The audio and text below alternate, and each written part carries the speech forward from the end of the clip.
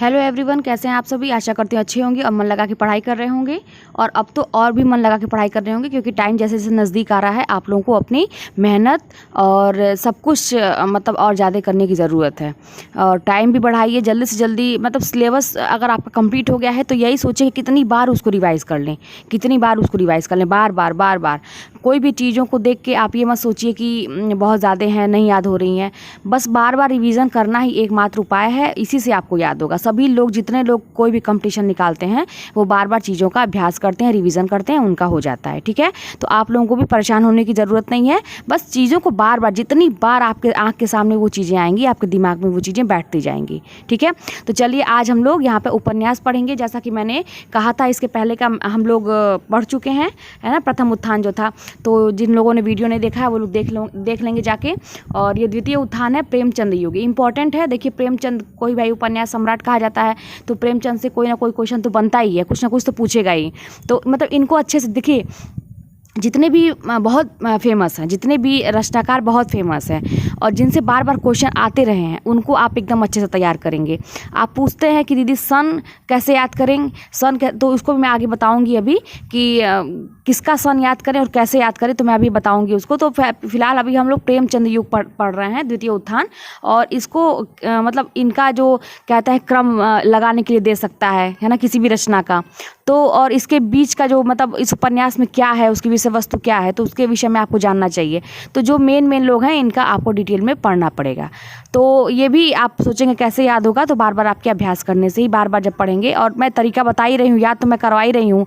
तो इसी ट्रिक से, अब ये नहीं कि एक बार आप इस ट्रिक से पढ़ेंगे और या अपनी कोई ट्रिक आप बनाए हैं, अगर उसी से पढ़ रहे हैं, तो ये नहीं कि फिर मेरी ट्रिक जान गए तो फिर मेरे से। आपको जिससे समझ में आता है और उसी से आप बार बार रिवीजन करेंगे, तभी आपको याद होगा चीज़ें। बार बार चीज़ों को बदलेंगे तो दिमाग में कन्फ्यूज़न होगा। ठीक है, तो चलिए शुरू करते हैं। अब यहाँ पे देखिए कि प्रेमचंद युग, ठीक है ना, प्रेमचंद युग। तो अच्छा देखिए, मैं बहुत थोड़ा जल्दी बोलती हूँ, क्योंकि मैंने पहले ही बताया था कि जब मैं वीडियोस ऐसे देखा करती थी अपनी तैयारी के दौरान, तो मुझे जो धीरे धीरे पढ़ाता था, तो मुझे लगता था कि टाइम वेस्ट हो रहा है, तो मैं उसको बल्कि उसका स्पीड में बढ़ा देती थी। आप लोगों को ये भी पता होना चाहिए कि यूट्यूब पे या कहीं भी जो वीडियो चलती है, उसका स्पीड एक दिया रहता है, तो उसका आप मतलब 1.5 ऐसा मैं करके देख लेती थी, जहाँ तक मुझे समझ में आता था। ठीक है, तो मुझे तेज़ स्पीड पसंद। अगर आप लोगों को भाई कोई दिक्कत है बहुत ज़्यादा तेज़ बोलने पर, तो बताइएगा।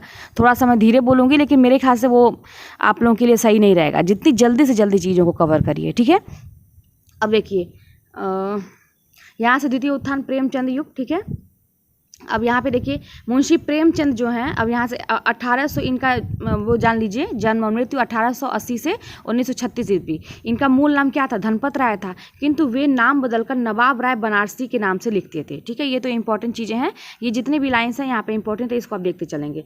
अब देखिए, धनपत राय को प्रेमचंद नाम, ठीक है, धनपत राय इनका तो मतलब नाम, मूल नाम था, लेकिन ये क्या करते थे, बदल के नवाब राय के नाम से लिखते थे। लेकिन जो मतलब फिर क्या हुआ कि इनको प्रेमचंद का नाम कैसे मिला, तो इनको प्रेमचंद का नाम जो है उर्दू के लेखक दया नारायण निगम ने दिया था। ठीक है, उर्दू के लेखक दया नारायण निगम ने दिया था। अब देखिए, प्रेमचंद को उपन्यास सम्राट की संज्ञा भाई दिया जाता है कि इन्होंने बहुत अच्छे उपन्यासों की रचना की है, तो इनको उपन्यास एक युग ही चल गया इनके उस पर, समझिए प्रेमचंद युग ही चल गया। तो उपन्यास सम्राट की संज्ञा बंगला कथाकार, ठीक है ना, बंगला कथाकार जो है, बंगला कथाकार शरद चंद्र चट्टोपाध्याय ने दिया था। ठीक है, तो ये सारी चीज़ें 2-4 बार दोहराएंगे, आपको याद हो जाएगा। अब आगे देखिए, प्रेमचंद द्वारा लिखे गए उर्दू में मतलब उपन्यास का उनके द्वारा किया गया हिंदी रूपांतर, मतलब कहने का कि उन्होंने पहले उर्दू में लिखा, फिर उसका हिंदी रूपांतर किया। ठीक है, तो कौन कौन से हैं वो, और ये सारी इंपॉर्टेंट है, इनका आप देखिएगा और इनका सन भी थोड़ा देखिएगा। तो जैसे पहला इनका है आपका असरारे माआविद, ठीक है ना, असरारे माआविद। तो अब इसका समय जो 1903 से 1905। अब इसका देवस्थान, इसका हिंदी रूपांतरण इन्होंने क्या किया, देवस्थान रहस्य के नाम से किया, और ये भी 1905 में किया। ठीक है, तो असरारे माआविद देवस्थान रहस्य। अब माआविद को मैं पकड़ लेती थी, जैसे माआविद से मैं मस्जिद टाइप का मैं इमेजिन करती थी, मौ से मस्जिद है और क्या कहते हैं माआविद ऐसे करके, है ना, तो मस्जिद मैं इमेजिन करती थी। तो वो देव का स्थान होता है ना, देव का स्थान होता ही है, तो असरारे माआविद देवस्थान रहस्य। और इसका 1903 से 1905 है, हिंदी वाला भी आपका, ये इसका भी देखिए 5 है, 1905 है। अब देखिए, हम खुरमा व हम सबाब। हम खुरमा व हम सवाब, तो इसका भी 1906 इसके बाद इस सीक्वेंस से ही दिया है यहाँ पे, ठीक है। ये सारा आपका लाइन से मिलेगा आपको। तो हम खुरमा व हम सवाब 1906 में है, तो इसमें है प्रेमा अर्थात दो सखियों का विवाह, इस नाम से मतलब इसका हिंदी रूपांतरण किया गया। और ये कब किया गया? 1907 में किया गया, यानी कि 1906 में उर्दू वाला था और 1907 में हिंदी है, ठीक है ना। और इसको याद कैसे करेंगे? तो हम खुरमा व हम सवाब, अब इसमें दो अक्षर है, एक हम खुरमा है, एक हम सवाब है। तो ये देखिए यहाँ पे प्रेमा अर्थात दो सखियों, है ना, दो को पकड़ लेंगे, तो प्रेमा अर्थात दो सखियों का विवाह, तो यहाँ भी दो आ रहा है। तो इस तरह से हम याद करेंगे कि अच्छा इसका हिंदी रूपांतरण का नाम ये है। अब देखिए कृष्णा, कृष्णा का गबन, तो कृष्णा मतलब कृष्ण जी से ले लीजिए। जो कृष्ण भगवान है तो बहुत गबन करते थे ना, बदमाशी करते थे, मक्खन वक्खन चुरा के खा लेते थे। तो ऐसा मतलब एक कहने का मतलब कल्पना कर लीजिए, तो कृष्णा जो है बहुत गबन करता है। तो इसका कब था? 1907 में, मतलब ये जब हिंदी वाला था उसके उसी साल ये भी था, ठीक है। और ये इसका उर्दू वाला 1907 में है, और गबन जो है ये कब आया? आपका 31 में आया, ठीक है ना। बहुत अंतर हो गया, देखिए गबन 1931 में आया है। अब देखिए जलवायु इसार, इसका है वरदान, तो जलवायु इसार में क्या होता है? वरदान मिल जाता है सबको। 1912 में जलवायु इसार है, और वरदान जो है वो 1931 में है, 21, ठीक है ना। अब देखिए यहाँ पे 31 के बाद आ रहा है, 21 10 साल पीछे, लेकिन क्योंकि ये इसका सीक्वेंस आगे बढ़ा रहा है, ठीक है, तो इसलिए जो है इसलिए इसका थोड़ा सा आगे पीछे हो रहा है हिंदी वाले का, ठीक है। अब यहाँ से देखिए जो है बाज़ारे हुस्न, ठीक है ना, यहाँ पे देखिए बाज़ारे हुस्न 1917 में है ये उर्दू का, ठीक है। और इसका हिंदी रूपांतरण क्या है? सेवा सदन, ठीक है। तो बाज़ार में क्या होता है भाई? सेवा करने के लिए, सबकी सेवा करने के लिए होता है। बाज़ार में जाइए तो आपकी तरह तरह से सेवाएं होती हैं, तरह तरह की चीज़ें मिलती हैं। तो बाज़ारे हुस्न सेवा सदन, ठीक है, 1918 में था ये इंपॉर्टेंट है सेवा सदन। देखिएगा गोसाएँ आफियत प्रेमाश्रय, गोसाएँ आफियत का क्या है? प्रेमाश्रय, ठीक है, मतलब प्रेमाश्रय के ऊपर बहुत ज़्यादा आफत आ गया। ऐसे देखिए आफियत है ना, तो आफियत यहाँ प्रेमाश्रय, तो यानी कि प्रेमाश्रय के ऊपर बहुत ज़्यादा आफत आ गया। तो गोसाएँ आफियत प्रेमाश्रय 1922 में है ये। अब देखिए चौगाने हस्ती रंगभूमि, ये 1925 में, इसका क्वेश्चन हम लोग के टाइम में आया था, तो इसलिए कह रहे हैं कि मतलब इसका विषय वस्तु शायद पूछा था उसमें, है ना। तो आप लोगों को ये भी बीच में थोड़ा सा मतलब देखना पड़ेगा, जब क्वेश्चन ज़्यादा प्रैक्टिस से हल करेंगे तो आप लोग जान पाएंगे। और मैंने पहले ही बताया था कि जितने भी जैसे इन लोगों के उपन्यास हैं तो आप लोग यूट्यूब पर सर्च कर सकते हैं, और उसको मतलब एक शॉर्ट में ही कोई छोटा सा देखिए क्लिप टाइप का ही होता है, आपको उसकी विषय वस्तु वो लोग पढ़ाते हैं लोग। और छोटा सा आपको इसमें जो कार्टून वर्जन का होता है उसमें भी कहानियाँ मिल जाएंगी, उपन्यास के कुछ मिल जाते हैं, गोदान, ये सब उपन्यास के तो अच्छे मतलब आपको यूट्यूब पे सारी चीज़ें मिल जाएंगी। तो आप सर्च करके इसके बीच का जान लीजिए, एक बार कहानी पढ़ लेंगे, इसके बीच का विषय वस्तु पढ़ लेंगे और देख लेंगे, तो पात्रों के नाम भी याद हो जाएंगे, और क्या है इसमें क्या कहा गया ये भी आपको याद हो जाएगा, ठीक है। मतलब मैंने ये प्रेमचंद का जितना भी उपन्यास इसमें दिया है, ठीक है, इस किताब में, ये सरस्वती पांडे की किताब है, आप लोग बार बार पूछते हैं, तो सरस्वती पांडे इसमें इंपॉर्टेंट है। मेन बात कहने का ये है, आप सबके पास होगी ये किताब, तो इसमें इंपॉर्टेंट रचनाएं हैं। तो मैंने जितना भी उपन्यास यहाँ पे दिया है, मैंने उन सब उपन्यास को देख लिया था, ठीक है, उसके विषय में मतलब मैंने पढ़ लिया था कि हाँ किसके विषय में क्या है, ठीक है। अब आगे देखिए, और ये रंगभूमि का समय देखिए आपका जो है वो 25 है, ठीक है ना, ये रंगभूमि का 25 है, ठीक। आगे देखिए, अब यहाँ पे कुछ इंपॉर्टेंट लाइन्स है, देखिए असरारी महावीर प्रेमचंद का प्रथम उपन्यास है, अभी आप लोग देखेंगे। सेवा सदन प्रेमचंद का पहला प्रौढ़ हिंदी उपन्यास है, ठीक है, प्रौढ़ हिंदी उपन्यास है, कौन सा? सेवा सदन, ठीक है। और प्रेमचंद का हिंदी में मूल रूप से लिखा गया प्रथम उपन्यास कायाकल्प है 1926 में, मूल रूप से, ठीक है, लिखा गया प्रथम उपन्यास जो है 1926 में। कुछ दो चार जो लाइन है उसको आप कई बार दोहराएंगे। सन 1907 में प्रेमचंद ने रूठी रानी नामक ऐतिहासिक उपन्यास की रचना की थी। 1907 में प्रेमचंद ने रूठी रानी नामक ऐतिहासिक उपन्यास है, ये पूछ सकता है, तो की रचना की थी। आगे देखिए, प्रेमचंद के हिंदी उपन्यास रचना क्रम के अनुसार की निम्नांकित है, ठीक है। इनकी जो उपन्यास है वो रचना क्रम के अनुसार कैसे हैं, मतलब क्रम वाइज, मतलब इसको अगर आप याद कर लेंगे इधर का ये सब, तो आपको ये जो डेट है ना, ये सन आपको याद करने में आसानी रहेगी। तो देखिए जैसे देवस्थान रहस्य 1905 में, पहले हम सन नहीं याद करेंगे, पहले हम क्या करेंगे, इधर का बैठाएंगे, इधर का जो ट्रिक है, इधर का जो है, ये सारी चीज़ें हम लोग पहले जितने भी ये रचनाएं हैं इधर का, ये सारी चीज़ों को हम पहले याद करेंगे, ठीक है। उसके बाद हम ये भी मैं बताती हूँ कि कैसे सन याद हो जाएगा आपको। देखिए अब यहाँ से हम शुरू करते हैं, देवस्थान रहस्य इनका है पहला, तो इसका देखिए 1905, अब मंदिरों और तीर्थ स्थानों में फैले भ्रष्टाचार, पाखंड और आलोचना है इसमें, ठीक है ना, की आलोचना है इसमें। अब देवस्थान रहस्य के नाम से ही आप पकड़ लेंगे कि देवस्थान रहस्य का मतलब इसमें मंदिरों उंदिरों की बात होगी, ठीक है। और तीर्थ स्थान में फैले भ्रष्टाचार, पाखंड की आलोचना इसमें की गई है। प्रेमा में 1907 में है ये। अब देखिए इसको मत अभी देखिए, सन मत देखिए। हिंदुओं में भी विधवा विवाह की समस्या का चित्र, ठीक है। अभी हम लोग क्या करेंगे फिलहाल, अभी आप ये डिटेल भी इसका मत देखिए, अभी ये इधर का आप लोग देखिए ये सारी चीज़ें कैसे याद होंगी। तो अब देखिए, प्रेमचंद कहते हैं कि देवस्थान रहस्य में प्रेमा नाम की एक लड़की रहती है, ठीक है। देवस्थान रहस्य मतलब देव, जहाँ देव का स्थान होता है, यानी कि मंदिर समझ लीजिए, मस्जिद समझ लीजिए, जो भी समझ लीजिए। तो प्रेमचंद कहते हैं, राइटर का नाम आप साथ में बोलते चलिए। प्रेमचंद कहते हैं कि देवस्थान रहस्य में प्रेमा नाम की एक लड़की है जो वहाँ पर सबका सेवा सदन करती है, मतलब सेवा करती है, लेकिन आप बोलेंगे सेवा सदन, दिमाग में रखेंगे सेवा, लेकिन बोलेंगे सेवा सदन। तो प्रेमचंद कहते हैं कि देवस्थान रहस्य में एक प्रेमा नाम की लड़की है जो सबका सेवा सदन करती है, तो उसको वरदान मिल जाता है, उसको वरदान मिल जाता है कि जाओ, भगवान कहते हैं कि तुमको मैं एक प्रेमाश्रम देता हूँ, मतलब आश्रम है ना, दिमाग में रहेगा आश्रम, छवि बनाएंगे आश्रम की, लेकिन बोलेंगे प्रेमाश्रम।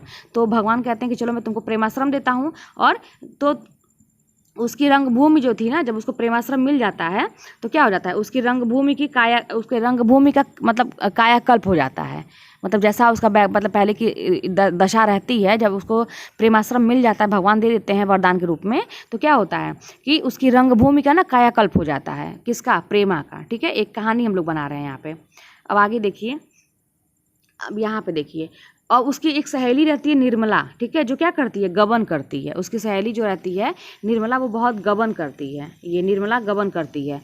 और क्या करती है कि तो उसको जब गबन कर देती है तो उसको कर्म भूमि में गोदान करना पड़ता है, पकड़ा जाती है तो कर्म भूमि में गोदान उसको करना पड़ता है। गोदान मतलब गाय का दान, गोदान करना पड़ता है। और कैसे करती है गोदान? उसके पास कुछ रहता नहीं है तो अपना मंगलसूत्र बेच के करती है, ठीक है, मंगलसूत्र बेच के वो अपना गोदान करती है, ठीक है। तो इस तरह से हम लोग एक कहानी मतलब एक दूसरे से एक दूसरे को रिलेट कर लिए सारे उपन्यासों को। अब देखिए यहाँ पे एक बार फिर से देखिए कि प्रेमचंद कहते हैं कि देवस्थान रहस्य में प्रेमा रहती है जो सबकी सेवा सदन करती है, उसको भगवान वरदान देते हैं कि जाओ तुमको प्रेमाश्रम दे रहे हैं हम, तो उसका रंग भूमि का काया कल्प हो जाता है। उसकी एक सहेली रहती है निर्मला जो गबन करती है, तो कर्म भूमि उसको गोदान करना पड़ता है प्रायश्चित करने के लिए। और तो वो कैसे करती है, उसके पास कुछ रहता नहीं तो मंगलसूत्र बेच के अपना करती है, ठीक है। तो इस तरह से इनके सारे, अब देखिए सीक्वेंस वाइज आपको एकदम सब पूरा लाइन से याद हो गया। अब यहाँ पे आप सन देखेंगे।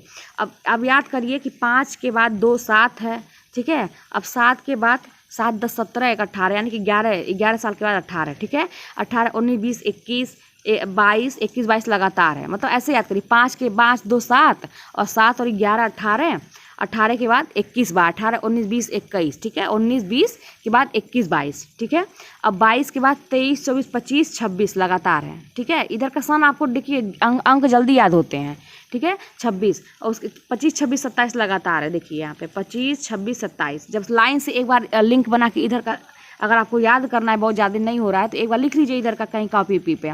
और उसके बाद जो है उसके आगे ऐसे सन याद करिए ना, तो लिखते जाइए। तो आप कई बार ऐसे रिवाइज करेंगे तो आपको अपने आप याद हो जाएगा, ठीक है। तो यहाँ पर देखिए 25 26 27 लगातार है। 27 अभी 28 29 30 31, ठीक है। यहाँ पे देखिए 31, फिर 32 छोड़ के 33, फिर 33 3 36, ठीक है। 36 हो गया। अब 36 के बाद सीधे आप आ जाइए 12 साल के बाद 48, लास्ट वाला 48 है, ठीक है ना। 36 36 10 46 47 48 12 साल। इस तरह से ना जैसे कर करके एक बार पहले इधर का लिंक बनाइए ये सारी चीज़ें, और उसके बाद जो है आप इस तरह सन याद कर लेंगे। थोड़ा मेहनत तो भाई करना पड़ेगा, है ना। अब जब इतना हमको याद हो जाएगा, उसके बाद जो है जब हम उसके बाद फाइनल पढ़ेंगे, जैसे एक ही चीज़ को जब आप तैयार करते हैं ना तो उसको 3-4 बार आपको रिवाइज करना पड़ता है। अब हम क्या करेंगे, अब पढ़ेंगे हम इस तरह से। देवस्थान रहस्य 1905 मंदिर और तीर्थ स्थानों में फैले भ्रष्टाचार पाखंड की आलोचना। प्रेमा 1907 में हिंदुओं में विधवा विवाह की समस्या का चित्रण है इसमें। सेवा सदन 1918 वैश्या जीवन से संबंध समस्या का चित्रण। सारी चीज़ें मैंने देख लिया था तो मुझे अच्छे समझ में आ गया था कि इसमें क्या कहा गया है। अब वरदान में 1921 प्रेम एवं विवाह का समस्या का चित्रण है, ठीक है। अब आगे देखिए प्रेमाश्रम 22 में है, तो औपनिवेशिक शासन में जमींदार एवं किसानों के संबंध का चित्रण है। रंगभूमि 25 में है, तो औद्योगिकरण का दोष, पूंजीवादियों की शोषण नीति, अंग्रेजों का अत्याचार एवं भारतीय शिक्षितों की चरित्रहीनता का विश्लेषण व चित्रण है इसमें। अब देखिए कायाकल्प, तो कायाकल्प में 26 में है, और पुनर्जन्म की धारणा पर समाज सेवा, राजा के अत्याचार, विलास एवं सच्चे प्रेम का चित्रण है। आगे देखिए निर्मला, तो निर्मला 27 में दहेज एवं अनमेल विवाह की समस्या का चित्रण है। गबन 1931 अब देखिए यहाँ पे गबन में मध्य वर्गीय जीवन के संगति का यथार्थ मनोवैज्ञानिक चित्रण है। गबन पे तो एक मूवी भी है, मैंने तो मूवी ही देखी थी गबन वाली, उसका है जो बहुत पुरानी है, सुनील दत्त है शायद इसमें, अच्छी है, बहुत अच्छी है। मतलब कभी आपको लगे कि बहुत ज़्यादा आप मतलब एकदम पढ़ते पढ़ते वो हो गया है, तो आप ऐसी चीज़ें हिंदी से इस रिलेटेड चीज़ें देखिए आप, तो आपको याद भी होंगी, एक पंथ दो काम होगा, याद भी होगा और आपका थोड़ा सा मन भी बहल जाएगा। ठीक है, अब देखिए कर्मभूमि 1933, तो हिंदू मुस्लिम एकता, अछूतोद्धार एवं दलित किसानों के उत्थान की कथा। गोदान, ये भी मैंने देखा ही था, बहुत अच्छा है, यूट्यूब पर थोड़ा सा 4 घंटे का शायद है ये, लेकिन बड़े अच्छे अच्छे पात्र हैं, बहुत अच्छे से इन्होंने किया है। लेकिन अभी फ़िलहाल आपके पास इतना टाइम नहीं है, तो आप जान लीजिए कि उसमें है कौन कौन पात्र हैं, क्या क्या है, और अगर टाइम है तो देख लीजिएगा कभी। तो 1936 में किसान जीवन की महागाथा एवं ऋण की समस्या का अंकन। मंगलसूत्र इनका अधूरा है 1948 में। ठीक है, तो इस तरह से हो गया। अब आगे देखिए, अब देखिए प्रेमचंद ने 1929 में प्रेमा उपन्यास को संशोधित करके प्रतिज्ञा शीर्षक से प्रकाशित करवाया था। ठीक है ना, प्रेमा वाला जो था इनका, तो उसको 1929 में इसको क्या किया था, संशोधित करके प्रतिज्ञा के नाम से इसको मतलब करवाया था। आगे देखिए, प्रेमचंद ने आदर्शोन्मुख यथार्थवादी उपन्यास के लेखन परंपरा का प्रवर्तन किया। ये बड़ा इंपॉर्टेंट है क्योंकि प्रेमचंद जो है ना, मतलब बहुत समय से पहले देखते गए कि मतलब समाज में किस प्रकार से लोगों में परिवर्तन हो रहा है, यथार्थवाद के तरफ लोग जा रहे हैं, तो इस मतलब इनका भी उसी प्रकार से ये अपना लेखनी भी परिवर्तित करते गए, तो इनके में बड़ा परिवर्तन मिलता है इनकी लेखनी में, पहले के और बाद के, तो इसलिए ये मतलब आदर्शोन्मुखी यथार्थवादी उपन्यास लेखन की परंपरा का प्रवर्तन किया। तो अब देखिए आगे, अब दूसरा आ जाता है। देखिए जहाँ पे दूसरा आता है, क्योंकि इस किताब में ना, ये इस किताब में सारा लाइन्स दिया हुआ है, तो पढ़ने में बड़ा कन्फ्यूजन होता है कि एक लेखक कहाँ तक है। तो ऐसे देखिए, मैं बार बार बताती हूँ कि मैंने ऐसे देखिए पेंसिल से, मैंने यहाँ पे जब दूसरे का शुरू होता था ना, पेंसिल से मैं ऐसे मार्क कर लेती थी, अच्छा यहाँ से इसके बाद दूसरे लेखक का है। तो अब देखिए यहाँ पर आ जाता है आपका विशंबरनाथ शर्मा कौशिक। ठीक है, इन्हें 3 उपन्यासों की रचना की है, बहुत इनको टिपिकल उपन्यासकार भी कहा जाता है। ठीक है, टिपिकल उपन्यासकार भी कहा जाता है। अब देखिए विशंबरनाथ शर्मा, तो विशंबर को आप देख लीजिए, विशंबर मतलब विश्वनाथ भगवान का ले लीजिए, बनारस में है ना विश्वनाथ भगवान का मंदिर, तो वहाँ पे आप देखते होंगे मंदिरों के बाहर भिखारी सब बैठी रहती हैं जो माँ के समान बूढ़ी होती हैं ना, और बड़ा संघर्ष करती हैं, तो इस तरह से। लेकिन आप बोलेंगे क्या, विशंबरनाथ कौशिक जरूर बोलेंगे, आप बोलेंगे विशंबरनाथ शर्मा कौशिक कहते हैं कि माँ जो है भिखारी बन गई है, इसलिए उसको बहुत संघर्ष करना पड़ रहा है। ठीक है, अब देखिए इसका समय तो आपको याद ही हो जाएगा आराम से, 29-29-45। ठीक है, 29-29-45 इस तरह से। अब माँ की, अब यहाँ पर ये देख लीजिए कि अब यहाँ पे देखिए माँ 1929, माँ की महिमा एवं आदर्श का प्रतिपादन, भिखारी 1929, अंतर्जातीय विवाह की समस्या एवं प्रेम की त्रासदी का चित्रण, संघर्ष 45 में आर्थिक विषमता के कारण प्रेम की निष्फलता का चित्रण। देखिए अभी मैंने आपको तरीका बताया, पहले आप जो ये रचनाएं हैं उनको लिंक करिए, मतलब लेखक के साथ। ठीक है, उसके बाद आप इधर के सन को आप साथ में देखिए, क्योंकि इसमें बहुत ज़्यादा इधर उधर नहीं दिया हुआ है, बहुत ज़्यादा सीक्वेंस में चीज़ें हैं। और उसके बाद जब सब फाइनल हो जाता है, आपको याद हो जाता है ये चीज़ें, उसके बाद जो है आप अच्छे से ये पूरा एक लाइन पढ़ेंगे, ये दोहराएंगे, मतलब 4-5 बार खूब अच्छे से दोहरा लीजिए एक एक चीज़ को। ठीक है, और एकदम मन से, मतलब एकदम दिल से जो कहा जाता है, मतलब अपने दिमाग इतना शार्प कर लीजिए कि आप एक बार पढ़ें आपको याद हो जाए, तो इस तरह से। और 2-3 बार दोहरा लेंगे तो आपको एकदम अच्छे से। और उसके बाद जैसे मान लीजिए आज आपने पढ़ा, तो इसको मतलब थोड़ा सा गैप करके एक कल या परसों में फिर ज़रूर रिवाइज़ कर लीजिए, मतलब ऐसे जल्दी थोड़ा रिवाइज़ कर लीजिए, आपको अच्छे से याद हो जाएगा। चलिए अब आगे देखिए, शिवपूजन सहाय ने 1926 ईस्वी में, अब देखिए देहाती दुनिया है ना, शिवपूजन सहाय देहाती दुनिया शीर्षक से एक उपन्यास की रचना की थी।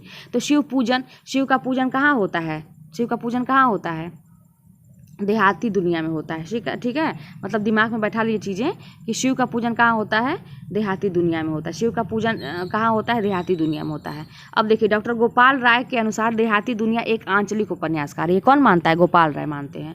अब गोपाल राय मतलब उपन्यास के क्षेत्र में इनका बड़ा आपको नाम दिखेगा।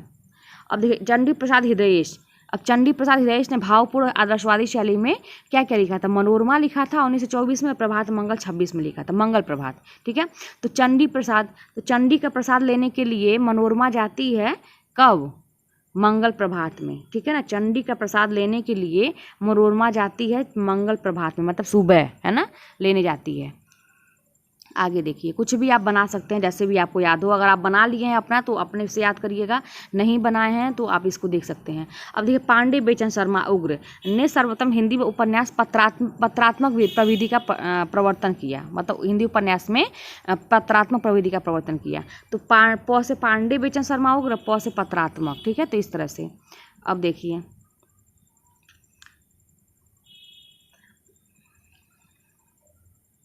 पत्रात्मक प्रविधि में प्रथम उपन्यास बेचन शर्मा उग्र ने चंद हसीनों के खतूत 1927 शीर्षक लिखा था पत्रात्मक प्रविधि में, ठीक है।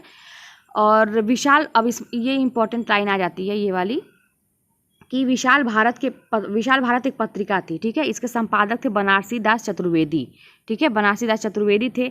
और ये क्या किए हैं, ये बेचन शर्मा उग्र, पांडे बेचन शर्मा उग्र के उपन्यासों को घासलेटी साहित्य कहा है इन्होंने, ठीक है, घासलेटी साहित्य कहा है। कौन कहा है, बनारसी दास चतुर्वेदी ने कहा है। आगे देखिए, अब बेचन शर्मा उग्र के निम्नलिखित उपन्यासों को हम देखते हैं। पहले इधर का आपको पता ही है कि इधर का पहले हम देखेंगे। तो अब देखिए, तो पांडे बेचन शर्मा उग्र कहते हैं, उनको नाम जरूर लीजिएगा कोई भी रचना के पहले। पांडे बेचन शर्मा उग्र कहते हैं कि चंद हसीनों के खतूत जो है ना वो दिल्ली के दलाल हैं, ठीक है। चंद हसीनों के खतूत जो है दिल्ली के दलाल करते हैं, ऐसे बोल दीजिए। पांडे बेचन शर्मा उग्र कहते हैं कि चंद हसीनों के खतूत जो हैं वो दिल्ली के दलाल करते हैं। जैसे आप इमेजिन करिए कि नहीं, आजकल जैसे लड़कियों का भी आप न्यूज़ में देखते हो कि दलाली किया जाता है। तो इस मतलब सेंस में आप पढ़िए, लेकिन आप बोलेंगे क्या, जो रचना का नाम है। तो चंद हसीनों के खतूत जो हैं वो दिल्ली के दलाल करते हैं। और बुधवा की बेटी जो है वो शराबी हो गई है, ठीक है। बुधवा की बेटी थी वो, यहाँ पर मतलब इन चीज़ों को आप एक साथ बोलिए, ठीक है। अब यहाँ पर देखिए, जैसे इन चीज़ों को आप एक साथ बोलिए, 3 चीज़ों को, ठीक है।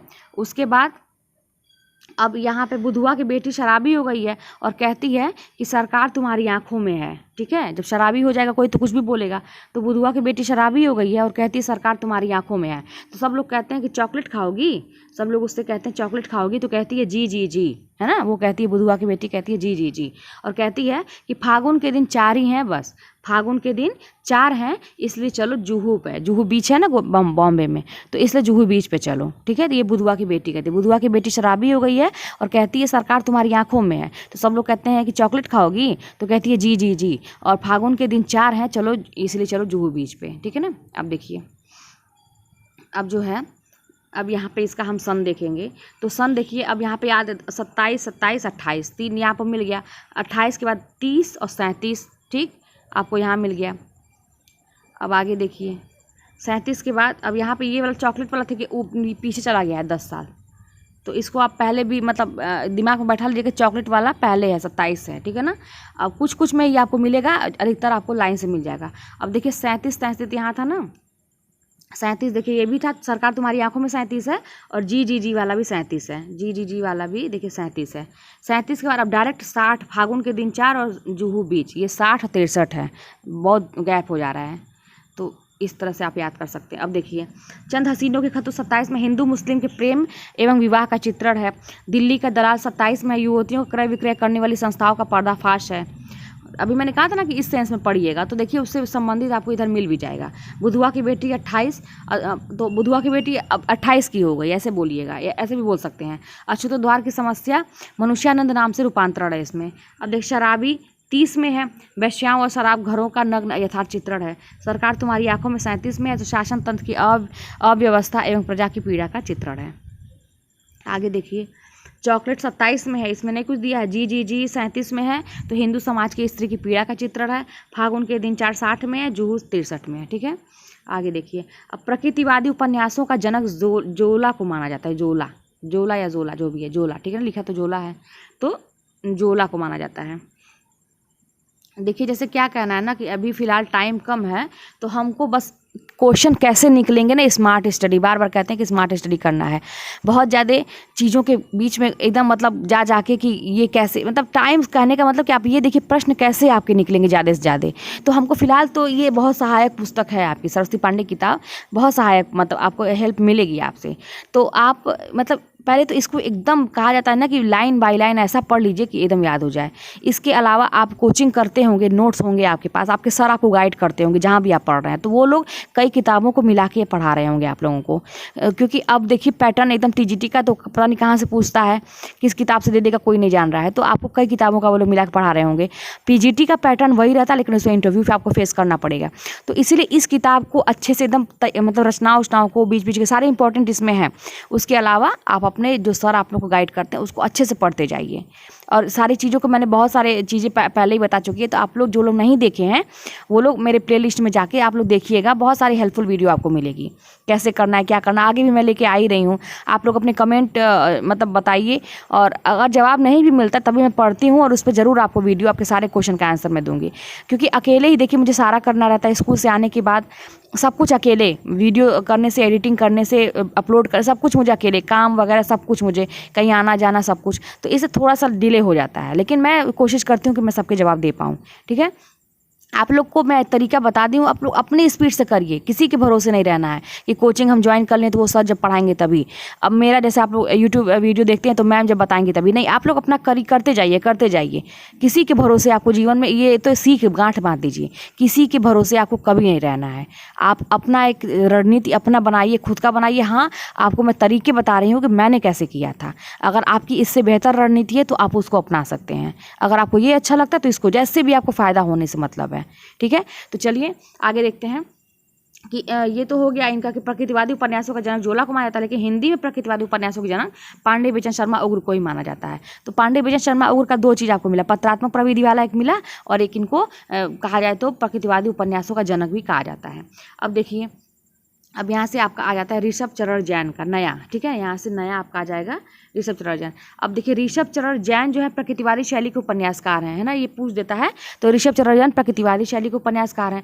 अब देखिए, अब इनका ऋषभ चरण जैन कहते हैं, क्या कहते हैं, देखिए मैंने इस तरह से पहले भी, आप मेरे ये सब पहले का देख सकते हैं ना, मैंने ऐसे 3-3 4-4 का ऐसे ग्रुप बना के ना, जैसे जब ज़्यादा होता था तो ऐसे 3-3 4-4 को मतलब ग्रुप बना के लिंक करती थी, और फिर उसके बाद सारे को एक में जोड़ देती थी।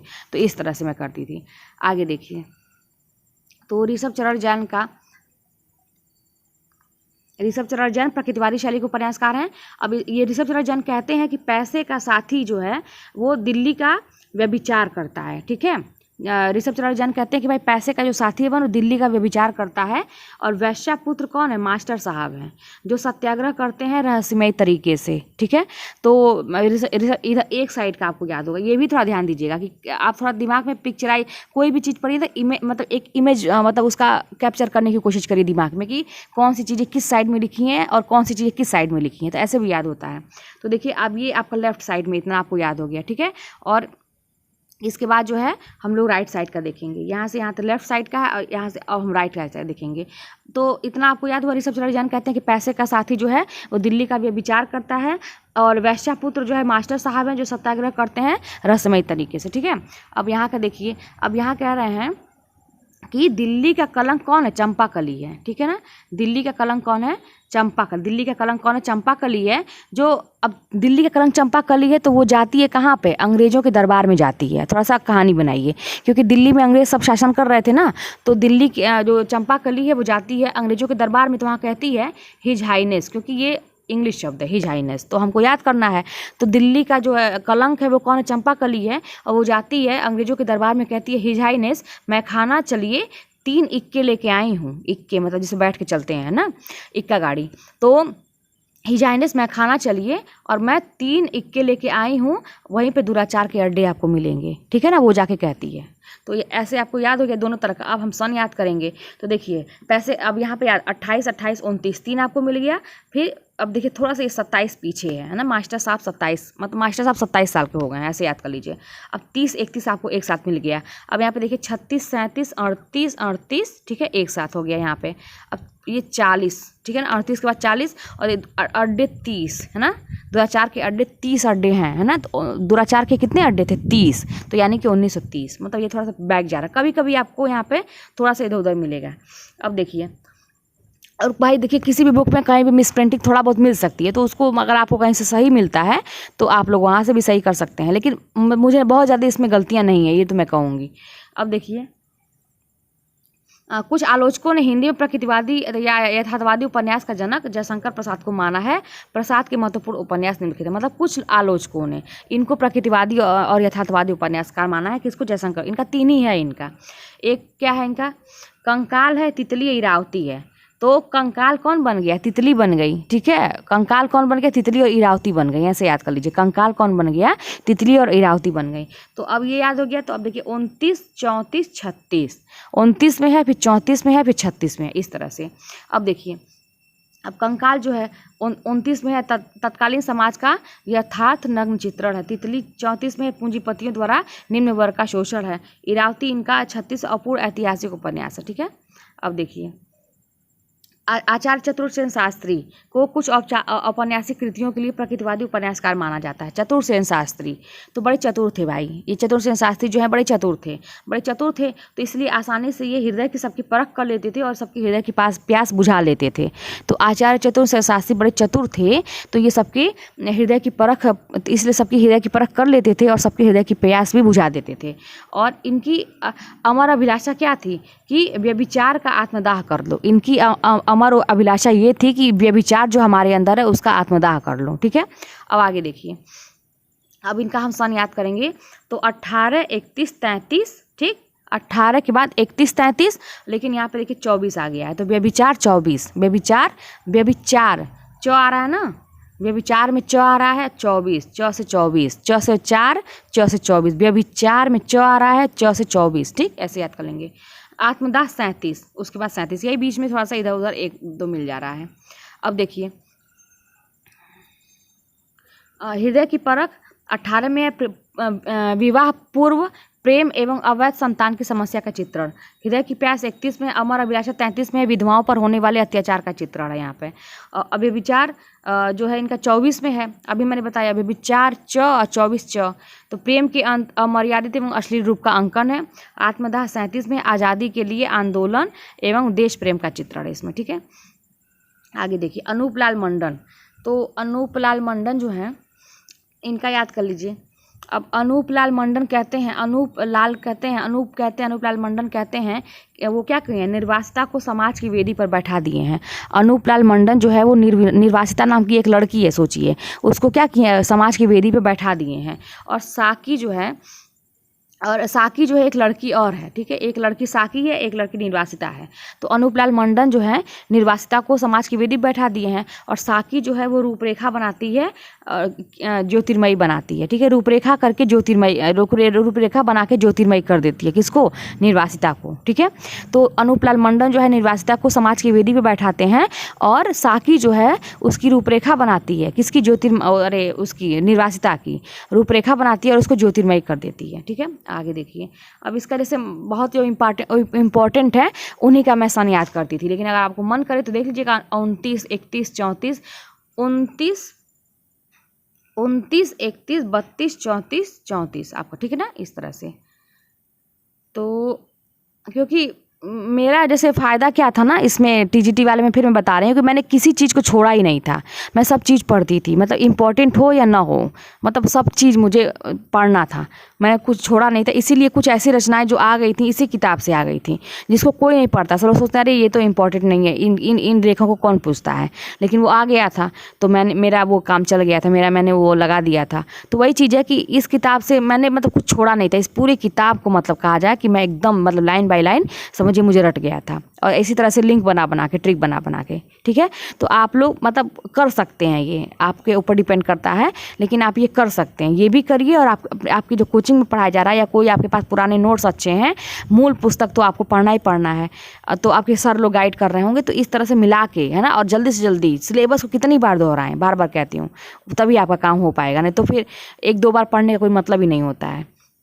आगे देखिए, अभी हम अनूपलाल ने समाज की वेदी पर एवं रूपरेखा उपन्यास की रचना पत्रात्मक प्रविधि पर की है। ठीक है, अब अनूपलाल मंडल के अन्य उपन्यास कौन से हैं? तो मीमांसा, आवारों की दुनिया। ठीक है, मीमांसा कहाँ है? मीमांसा जो है आवारों की दुनिया में है, और क्या है कि बहुत दर्द की तस्वीरें जो हैं वो बुझने ना पाएँ। ठीक है ना, मीमांसा जो है, मीमांसा में आवारों की दुनिया है, ऐसे बोलिए। अनूपलाल कहते हैं कि मीमांसा में आवारों की दुनिया है और जो दर्द की तस्वीरें हैं वो बुझने ना पाएँ। ठीक है, आगे देखिए, तो यहाँ तक हम लोग देखेंगे, ठीक है ना, यहीं तक। इसके आगे जो सियाराम शरण गुप्त वाला है इसको तो बाद में। अब यहाँ पे एक लाइन आपको दिख रहा है तो इसको कैसे याद करेंगे? सियाराम शरण गुप्त गांधीवादी विचारधारा के उपन्यासकार हैं भाई, सियाराम शरण गुप्त। अब सियाराम के शरण में जो जाएगा तो वो गांधीवादी तो बन ही जाएगा, क्योंकि रामचंद्र जी गांधीवादी विचारधारा तो उनका ऑलरेडी पहले से ही था, आदर्शवादी थे उस टाइम में। कितने मतलब सज्जन पुरुष थे, आदर्शवादी थे, प्रतापी राजा थे, मतलब अपने प्रजा के लिए उन्होंने कितने कितने त्याग किए। तो एक गांधीवादी विचारधारा तो रामचंद्र जी के अंदर था ही। तो सियाराम शरण, तो सियाराम के शरण में जो जाएगा वो ऑलरेडी गांधीवादी विचारधारा का बन जाएगा। तो दिमाग में बैठा लिए, अब जान जाइए कि सियाराम शरण गुप्त जो थे वो गांधीवादी विचारधारा के उपन्यासकार हैं, ठीक है। तो इतना हो गया। अब नेक्स्ट वीडियो में मिलते हैं। तो वीडियो को आप लोग भर भर के प्यार दिया करिए, लाइक करिए, चैनल को सब्सक्राइब करिए। मिलते हैं नेक्स्ट वीडियो में। आगे की रचना जो है नेक्स्ट वीडियो में देखते हैं।